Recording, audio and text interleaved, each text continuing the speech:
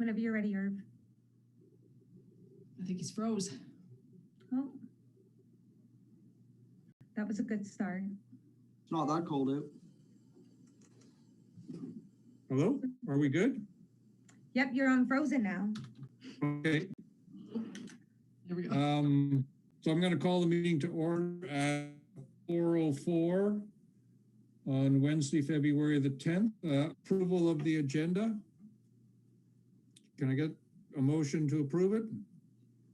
Okay, great. Thank you. And Chris, I'd like to add one point, maybe point number between 4 and 5. I'd like to add the budget that we're offered this year and just talk about that. So we'll make point number 5 and project updates 6 and so on. Adoption of the minutes. Hopefully we've all read the minutes. It was quite a meeting last time we had a meeting. And there was a lot of minutes. I didn't find anything that needed changing. Did anyone have a concern regarding the seconder for the minutes, please? Becky and Chris? Okay, good, thank you. We're all in favor of monetary interest. Is there any disclosure of monetary interest?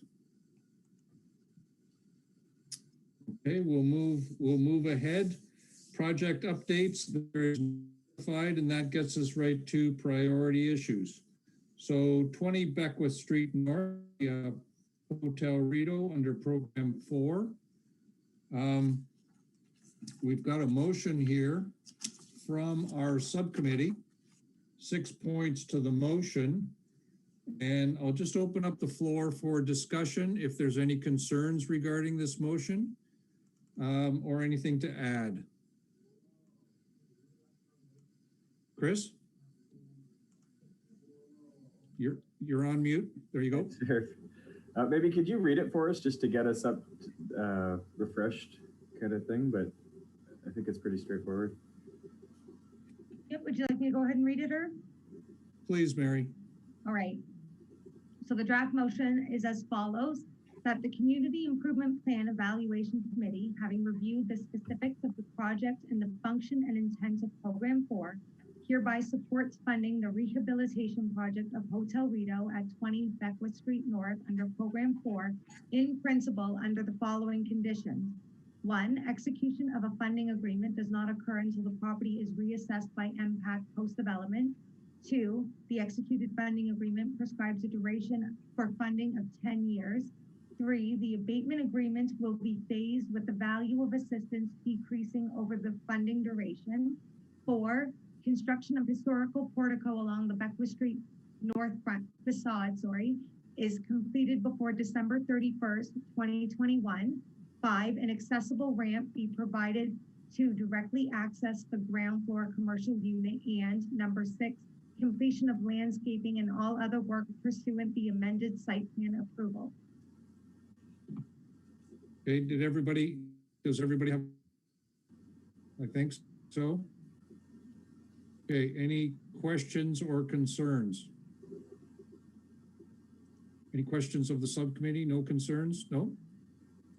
Okay, then if one of the subcommittee could move that we put this forward and we'll get a seconder, that would be wonderful. I think Becky wants to move. Becky moves. Chris Samura, will you second it? Sure will, yeah. Okay, all in favor? Okay, passed as written. Thank you. We spent quite a bit of time evaluating the process or looking for the right wording for sure. Well, I think you've got it well in hand there, and we'll move it on. Okay, thank you. 36 Maple Avenue, Program 3. Becky, you've written some notes on this. Would you like to go over them, please? Sorry, Becky or myself? Sorry, not Becky. Mary. Yeah, having a Absolutely. problem with names today. No, absolutely. Becky felt a little put on the spot, so I just wanted to make sure. No, Anyways. sorry, Becky. I was ready to improvise. I was ready. Mary, your So this document, is please. application for program 336 Maple. This is a vacant property that was created through consent in 2001. They're proposing to create a stacked triplex on the property. So the property is a little on the small side. In January 2021, the owners applied in December, but they received a minor variance to accommodate the principle of the development. So the facade design will be brownstone inspired, featuring Charrington candle along the cornice and the windows. So the building is intended to provide rental units to town residents within walking distance of the downtown. So for those of us who are new or not familiar, Program 3 offers property owners with plans to develop new non-residential commercial mixed use and new multi-residential properties, a reduction in applicable planning and building fees. So this program comes in two streams. One is the planning fees grant, offers a rebates of up to $1,800 or 75%, whichever one's the lesser. And building permit fees offers a 75% rebate as well to a maximum of $10,000. So this application is subject to site plan control as per section 3C IV1 in the town zoning bylaw. So this specific section says that only 1 and 2 dwelling units are exempt from site plan control. So given that we have 3 units proposed here, it is subject.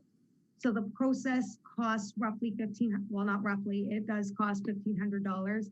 The project would be eligible if approved for a 75% reduction. So that's an amount of $1,125. So the development's also required to obtain a building permit. The cost of the building permit for a multi-residential development is based off a combination of a flat occupancy rate per unit and a portion of the estimated project value declared during the building permit application stage. So I know there was some confusion on this by myself earlier this week. So essentially what it is that there's an estimated project value that's proposed on the building permit application, and it's multiplied by a set percentage. And then that calculation is added to the flat occupancy rate and multiplied by the number of units. So this applicant is proposing an estimated project value of $450,000. That, for the purposes of my projection, was multiplied by 1.22%, which is the current rate. And then 91, which is the flat occupancy rate at moment, was multiplied by the 3 units proposed to get a projected building permit cost of $5,763. So what's difficult about this is that the fees in the building bylaw are subject to consumer price index. So this is an annual increase. So these are currently the 2020 numbers, and I understand that they're subject to change, as well as the estimated project value needs to be accepted and verified by the CBO at time of building permit application. And because a building permit application has not been made yet, these variables are essentially subject to change a little bit, and the building permit value could vary. So just based on this, staff are suggesting that we rely on the wording as written in policy, which essentially states that they receive a 75% rebate to a maximum of $10,000, and essentially whichever one's lesser, whether that be 75% or 10,000, the lesser of the two would apply. So I have conducted review of the subject application under section 8.3 of the CIP. I know that at this moment in time, we don't have an evaluation matrix that's specific to program 3. We do have one that was in place for the entire suite of programs that we continue to use. So this one would still apply. I outlined a little bit of the policy to let you know that evaluation is at the discretion of the committee as per policy. And there was some additional eligibility criteria outlined in Schedule A. I hope that you all had a chance to review that. I also outlined a few policies under the downtown waterfront Dale, throughout our community improvement plan, official plan, and strategic plan, there is other policies that would likely apply to this development, but just a few to help you along. So the development does support the additional housing on a greenfield property with an established residential neighborhood. It's generally in keeping with the medium density that's currently in the area. You'll see single families, converted dwellings, semi-detached dwellings in that area, and it's within walking distance of the downtown. So it will also complete the streetscape, given that this lot is currently vacant. So we are recommending a reduction of 75% in planning fees to a maximum of $1,125. And as per policy, we're also recommending a reduction in 75% of building permit fees to a maximum of $10,000. Again, that would be whichever is the lesser. So if this is approved, a rebate up to $11,125 would apply, but that again is dependent on the ultimate cost of the building permit, which as you can see, it currently is projected at less than $6,000. But again, some of those variables can be subject to change through the building permit process.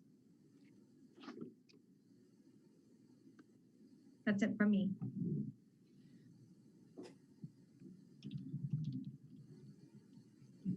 I think Irv's froze again. Maybe. Unfortunately, our backup chair is also away today. Hey, Jen, get your hand up. Just wanted to clarify, I think I read in some of the other documentation that you sent later on that they're ready to rock and roll potentially in March of this year to start construction. I'm surprised they don't have their building permit already. So they're hoping for a March start date. They have just submitted their site plan control application. The Planning Advisory Committee will be reviewing that tomorrow evening, actually. And they still will require site plan approval, which I also mentioned is applicable law. So that needs to be in place first before a building permit can be approved. So a hopeful March start date, but I'm sure it's subject to change depending on approvals. So we potentially could know the amount before this, if we were to approve this to go before council. So yes, I believe in building permit, that's fine. Site plan control, it's a lot more clear that they are eligible at time of application. So as soon as I get an application, if we've approved it, then they're essentially eligible for their money at that time. So I don't think we can get too far in that process without it being a retroactive approval, but building permit, we'd have some leeway there because it's not until substantial completion of the building. Okay. Sorry, Irv, you froze. Yeah, I'm having trouble with my internet connection today. Before we go on with a general discussion, the reason I brought up budget is because this looks at a possible rebate of $11,125. How is our budget sitting right now for this year? I think we were going to have less of a budget. I think this is only 5,000 or something now, or it's that other number was incorrect. Sorry, Irv, would you like me to speak to that? I luckily clarified with Janet before the meeting. Okay, did you get figures for a budget for us? I did. So at the end of 2020, less pending applications was $15,018.31, and we were allotted an additional $30,000 for this year. So we're at just over $45,000 for 2021. Okay, great. Chris, are you saying that the 11,000 figure was incorrect? Yes, Mary sent her new one out yesterday. Did you not, Mary? You revised that number?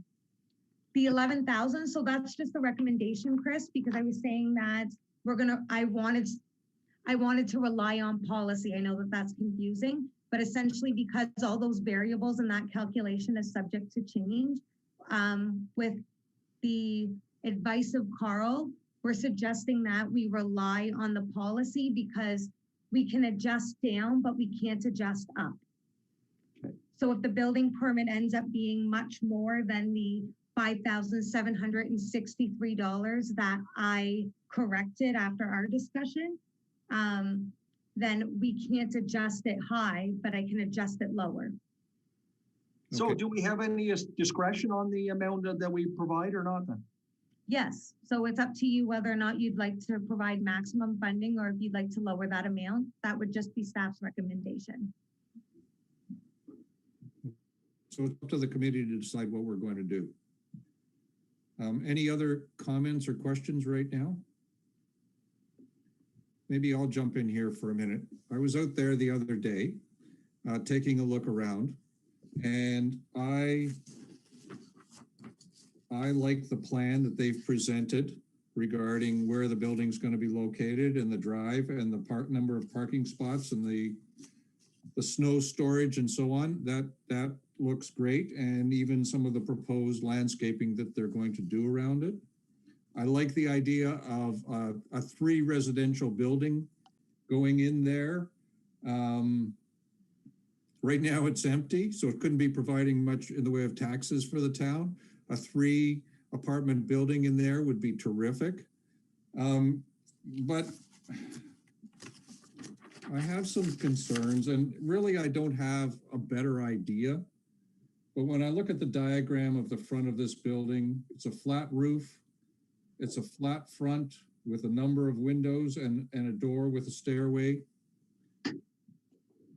When I looked around that neighborhood, it looked like there were many homes with high peaked roofs. Just down the street, there's homes with beautiful porches around them. And I didn't see how this fits in with that community. It may not be a heritage designated community. It may not be, well, it's not a heritage designated building because there is no building, but it is a historic part of our town. And I have no problem with a building going in there. I'm just thinking, does it actually fit with that neighborhood or not? And I don't have a better idea for a plan. So if this is the one that goes forward, then this is the one that goes forward.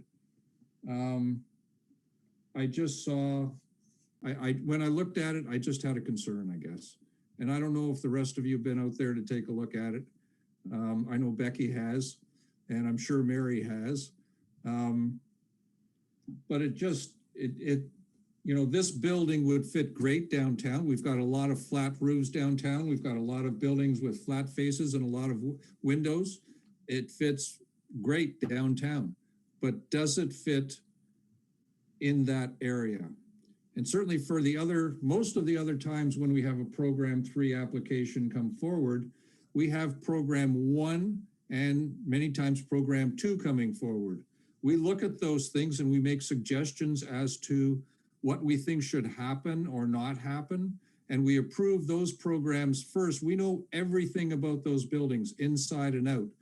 We approve those programs first before we look at Program 3. I'm not sure if anyone has looked at the character of this proposed building and whether it matches the neighborhood or not, or if there's even a possibility of any other design that might fit in there. Like I said, I agree with the 3 units and the way the property is going to be designed. But does this really fit with the rest of the community that's there? And what other group has looked at the character of this building within the community? I know the Heritage Committee doesn't look at this. They look at designated buildings. So it's not within their purview. I know the Planning Advisory Committee has looked at it from the standpoint of runoff and whether 3 units are applicable and the parking and so on. But has the character of the building been looked at from the standpoint of the rest of that community? So it's given me pause. I'm not saying I can come up with anything better because I can't. But I'm just throwing that out there. Janet? This isn't my area of expertise, so I'll rely on Mary, but obviously there was public consultation when this went forward before the planning advisory. Do they give any feedback if there's concerns about the overall design element, or is that even part of what's discussed? So the Planning Advisory Committee actually hosts the public meetings. So we received the minor variance application at the end of November, and the minor variance public meeting was held where neighbors within 60 meters of the property were invited to this meeting. And at that time, as I believe I noted, there was concerns of public works that needed to be addressed. So at that point, we didn't receive any public comments formally to go on record. So we didn't receive any public comments, and all we were looking for at that point was staff were recommending a deferral, just pending a few modifications to allow for public works comments to be addressed, and then any further comments from the committee. So then we had to bring it forward again in January because there was a new set of minor variances. We circulated neighbors within 60 meters again to attend, and we did receive one comment, which should have been attached to the draft January 14th minutes that I sent you all this afternoon. So that was the only public comment we received. So there was no negative feedback about the design through either one of those reach out to the public then, correct? That's correct. And then we didn't receive any feedback from the Planning Advisory Committee as well, but they do have an opportunity to review the site plan application, which is actually, I believe I said earlier, it's occurring tomorrow. So that is when they look at the official plan policies. What Irv is talking about is that the character and the consistency of the neighborhood character and design, that's actually referenced in official plan policies. And that's one of the guiding documents that Planning Advisory follows when giving their comments and review. Okay. Any other comments at all? Okay, I'll go with Becky first. Ladies first. All right. I'll try to be quick. I just thought I would throw in my 2 cents here about coming from an economic development standpoint and also coming from living in this neighborhood as well. A couple things. I know that, and Mary, you can clarify this. I know there was another proposed development that's been approved on this property already. And I know when the property owners, the current developers purchased this, it was single family dwelling. I know it was bigger. It took up more space on the property. And they were looking to do something that was actually more in keeping with the local area there. It's a bit of a difficult spot right on that block because on one side you have one of the old mansions that is split up in 1 million units, as well as it's got a big, huge setback. And then on the other side of this property, you have, I believe, a building probably built in maybe the 40s or 50s, and with a much short, again, like a very minimal setback across the street, closer to turn of the century. But so that particular section of the street is a real mixture.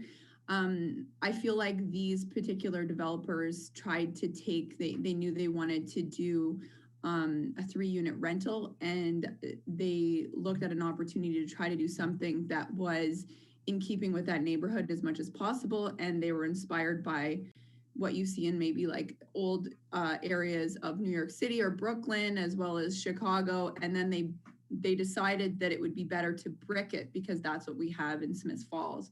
So I do commend them on their efforts. And I know they also tried to make it not as tall by going down a little bit to keep be in keeping with that area, which I think, again, planning rules do restrict those types of things.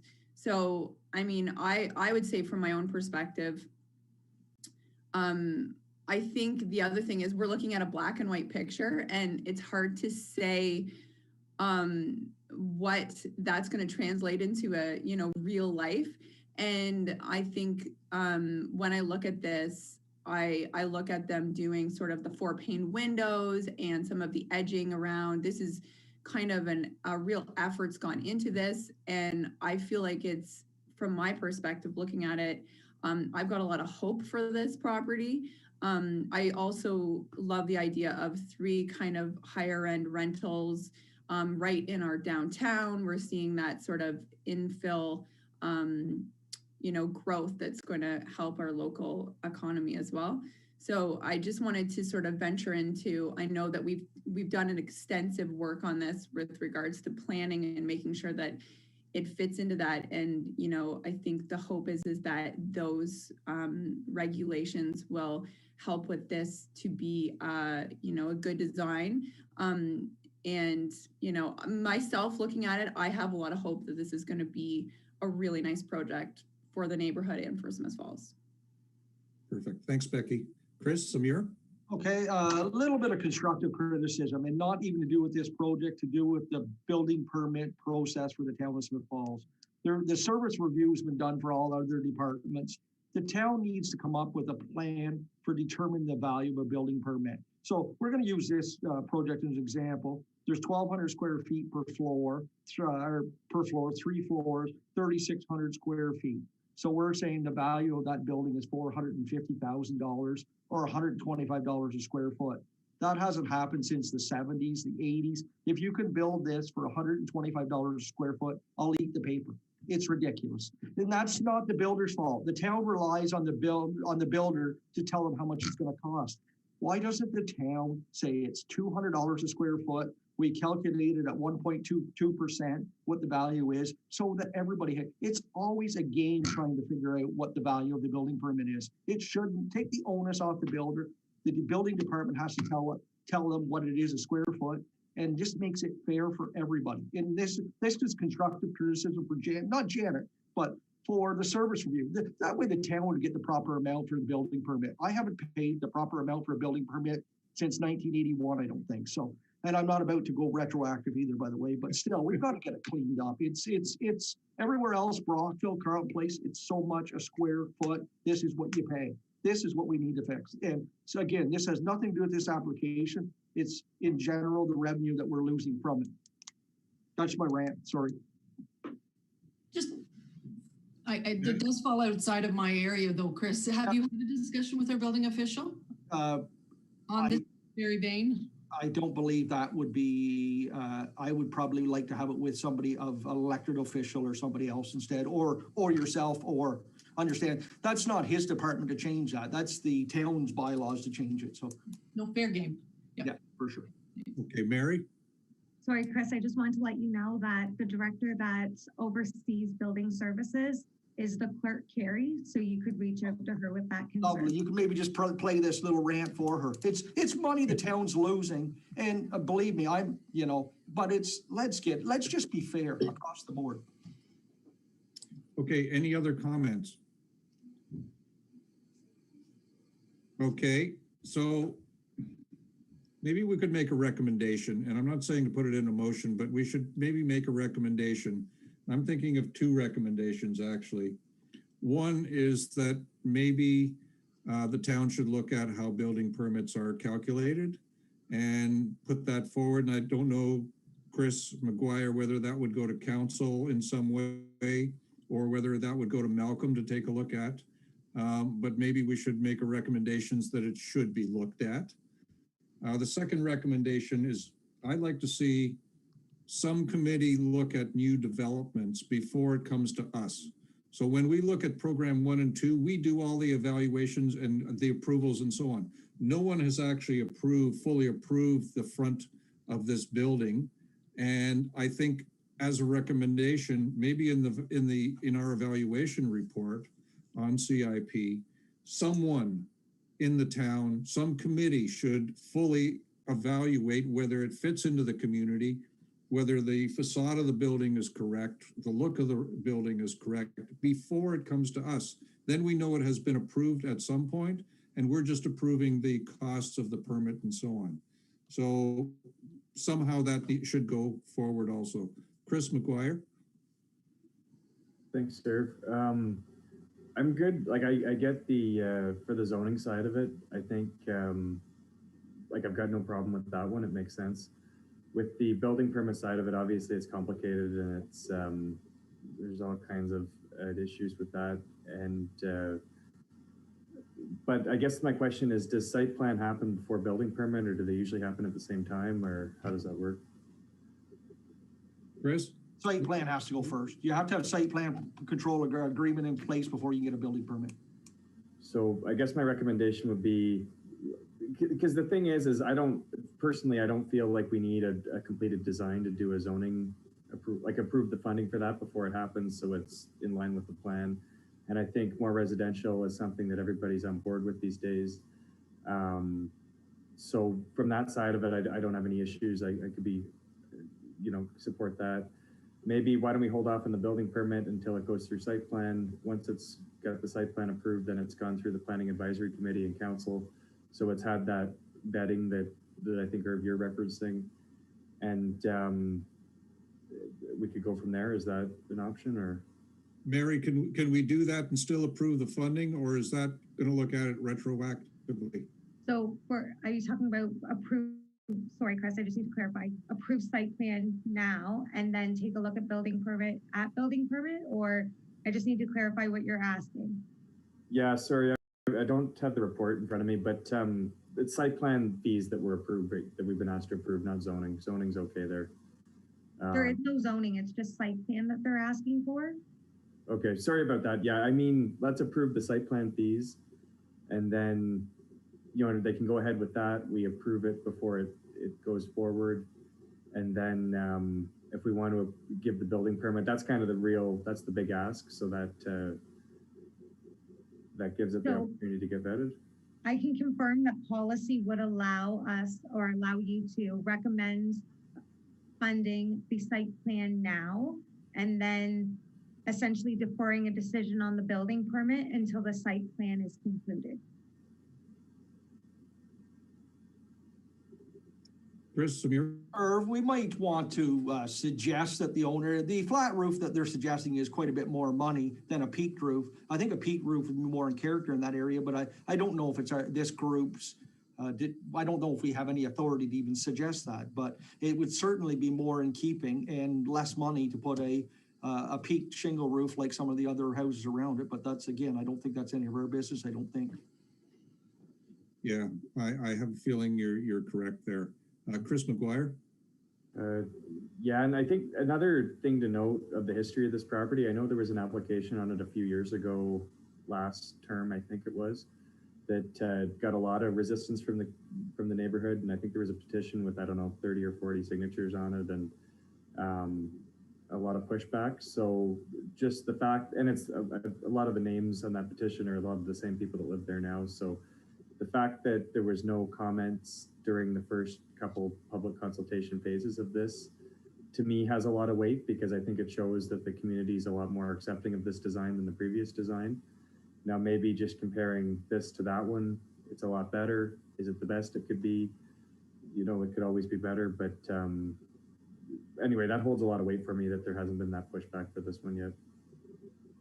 Chris Samir? Yeah, I just thought now I might have to rescind what I just said. Even though it's less expensive, a peaked roof, they might be using the flat roof to control water. That's one, you'll see it on the buildings that we're building on Brockville Street. One of the reasons they're flat roofs is that we're not shedding, we're actually controlling the water and slowing it down from running into the storm sewer. So you know what, somebody might actually have a very good idea there. So I'm gonna rescind what I just said, so. Okay, can we go with Chris McGuire's suggestion of approving the funding for the site plan, and then have it come back to us to look at the rest later? So site plan, Mary, that's approved by PAC, is it? It's reviewed by PAC. Council is the approval authority. Okay, I believe they wanted to start this construction in March. Can we move it back to our March meeting and still fall within their timeframes? If you're approving site plan this evening, but deferring building permit, like it should still fall within their timelines, right? Because it's still, if we're approving site plan now, it gives us time to enact site plan. And by that point at the March meeting, it'll probably just be creeping up to building permit stage. As long as the building permit is still in the approvals process and they haven't reached the substantial completion, which I doubt they will, then it's not considered retroactive. Okay, so we need a motion for this? Sorry, Irv, could I jump in one more time? So we only have $45,000 to spend this year? That's Yes. right. Okay, we might want to definitely build, we might want to cut the building permit back, like, I consider the downtown to be our focus, update our, making the buildings beautiful downtown. This is a little off the beaten path of downtown, so I might only want to go to $5,000 maximum or something, so that we have 40,000 to spend where the most bang for our buck. But I'm not suggesting that be part of the motion. I'm just suggesting a second discussion would be lovely. Exactly, exactly. Okay, so Chris McGuire, are you willing to put that motion forward that we'd back the site plan funding for now till PAC has reviewed it and then it can come back to us? Yes, okay, Mary, have you got that? I have it.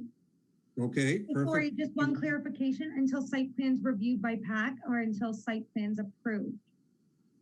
So Approved. approval would be council, so approved? Chris, are you okay with that wording? Approved? Okay, do we have a seconder for that? Janet, thank you. All in favor? Perfect. Move forward. Thank you. Correspondence unidentified. Roundtable. So let's start with Becky. Roundtable, anything to add for roundtable, Becky? Oh, Jesus. Well, oh my goodness. Okay. I feel like I feel like this is an exciting year for CIP. We're working really hard right now on our RED grant initiative that's doing some redesign of the downtown buildings that we're really hoping that turn into some excellent CIP applications.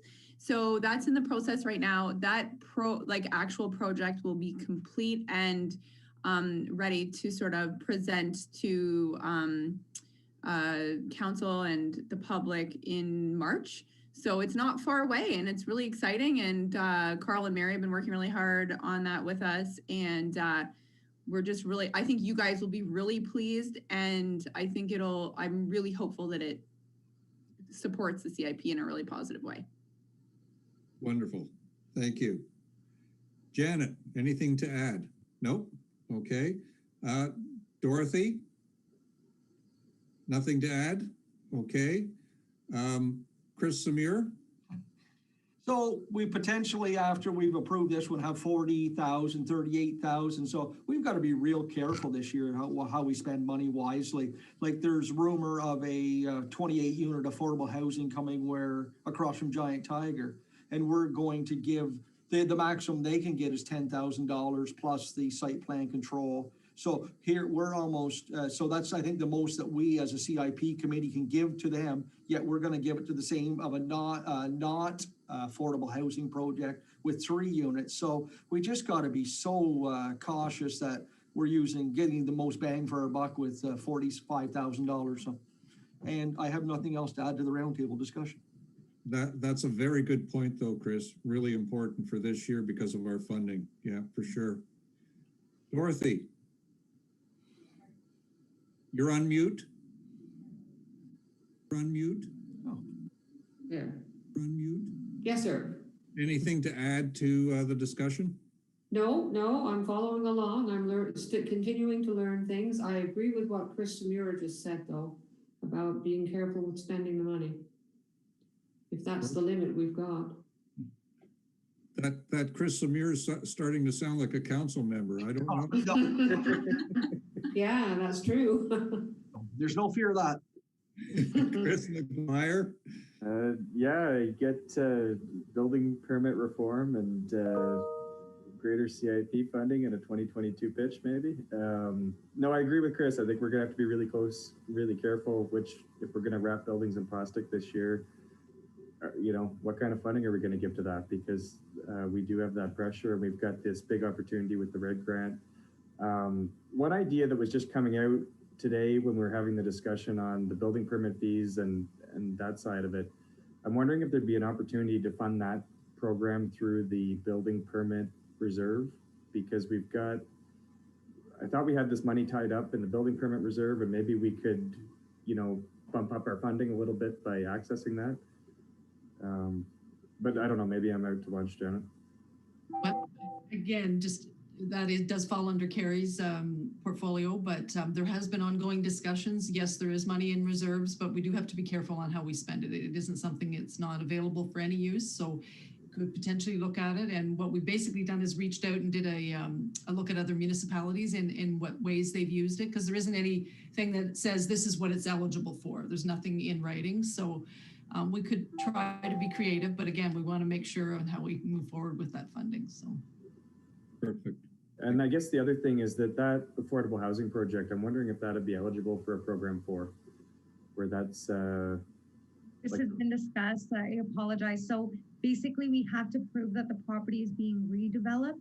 So if there was a building that was already on that property at one point in time, whether it's a photo that we get from the Heritage House Museum, something that says that there was a building there, but the understanding of the policy is that only redevelopment is permitted and not new development for program 4, which is unfortunate. Have you not seen the beautiful chip wagon and the little storage building beside it? That is not a structure. Sorry, temporary structure. No, it's a- like that'd be a big opportunity for a review then, I guess, where maybe get an infill development and redevelopment. Like I get, we don't want to be funding sprawling stuff, but because yeah, 10 grand for 28 units like that is a drop in the bucket. I think this is also the Housing Task Force. I know the report had a recommendation to implement a new CIP to address affordable housing and housing, so that might also derive from that. Okay, perfect. Anything else, Chris? Oh, okay. Mary, I'm just wondering how the evaluation report is coming along, and then anything else you might want to mention. So the evaluation report is slow and steady, unfortunately, but it's moving, and I think that's what's important. But thankfully, I've had Irv, Chris, McGuire, and Becky in my corner, and they've provided a lot of great feedback, and we've had a lot of great discussions. So I have a lot of material to work with. I'm finding 30 minutes here, up to 3 hours there to sit down and write the report as possible. It's coming, and ultimately, what there is that the process of having to have my superiors review as well before I bring it to the subcommittee and the CIP committee. So it's a slow and steady process, but it's moving, and I think that's what's important. Okay, I think we're kind of on maybe an unrealistic, hurried timeline in the fall of last year. But do you have any kind of vision of when you're thinking it's going to come to the subcommittee? Well, I do have to have my superiors review before you get to it. So it's, well, before you have the first stab at the first draft. So that content needs to be approved by them first. So it's not just, I guess, my time allotment, but also theirs, and it's hard for me to speak to that. I was very hopeful that I would have something drafted by the end of January. I'm maybe a third of the way through it, unfortunately, so I still have 2/3 more to go. But like I said, the project is moving, and once I get into the groove, a lot of it gets done really quickly, and then it takes a little bit while to find the time again. Okay, I'm not going to try and pin you down on that timeline. Chris Samir, do you have a I question? was just gonna say, Mary, talk like a politician. When the vaccine for COVID is completed, you will have the report done. I'd like to do it before then, Chris. I'm a doer. I like to get it done. Okay, thanks very much, Mary. Was there anything else you wanted to bring up? I don't think so. You guys did wonderful tonight. Thank you for the wonderful discussion on program 3. Yes, thank you very much, all of you. And I guess our next meeting will be Wednesday, March the 10th at 4 p.m. That isn't spring break, is it? Or is that canceled? Spring breaks the following week. I think we're good. Okay, we're good then. All right, so thank you. Thank you very much, all of you, for the discussion today. That was a great meeting today. Thank you, and take care and stay safe. Thank you, guys. Bye.